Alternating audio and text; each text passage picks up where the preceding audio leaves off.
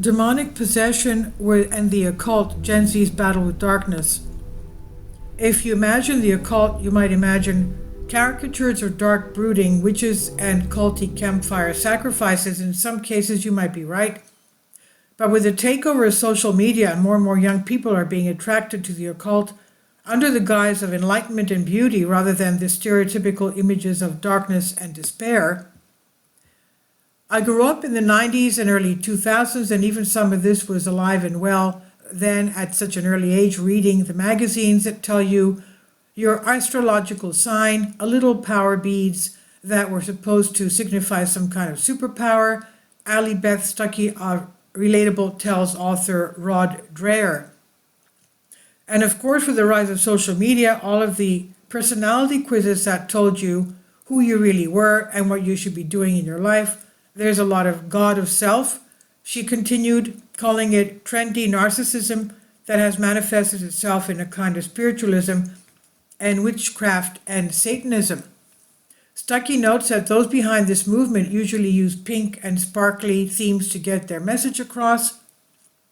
That's just it. It's not blatantly satanic, Dreher says, noting that not just young people are embracing Satanism, but people at the top of the U.S. government, national security, and Silicon Valley who believe wholeheartedly in UFOs. I've laughed at all this all my life, Dreher says, but they're like, no, you need to pay attention. They don't believe that they are people or creatures from other planets. They believe that these are extra-dimensional beings who are trying to contact us. Listening to all this in their language, their non-religious language, I'm like, they're talking about demons, he says. I've confirmed this with several people who believe that, oh yes, the aliens are really higher entities who are leading us to enlightenment, and they do seances to communicate with them. Stuckey also recently interviewed an ex-occultist who, like these men and women, believe she had been in contact with aliens her entire life. Eventually, she was just so oppressed by these demonic forces, she was on a ton of drugs. She was doing various rituals. I mean, this young woman, and then finally one day she called out Jesus, and he saved her in a very dramatic way, she tells Dreher.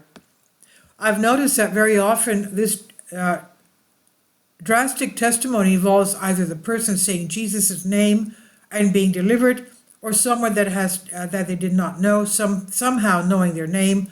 She continues and adding, I see so many of these testimonies of people who were completely lost, some random interaction.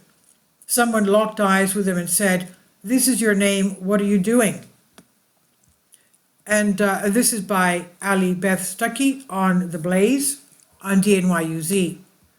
And one way, of course, to protect yourself is to be in the Christian sacraments, Christian Orthodoxy, the Holy Confession, and Holy Eucharist. Please, and then of course, you are protected. Please, this is on DNYUZ. Please leave your comments, and thank you for your support. Please support my Patreon account. The daily posts are 5 videos daily, and they are totally different from what I have on my YouTube channel. Thank you so much for your support, and that you find all my content so interesting. You'll find the Patreon account details in the description box below.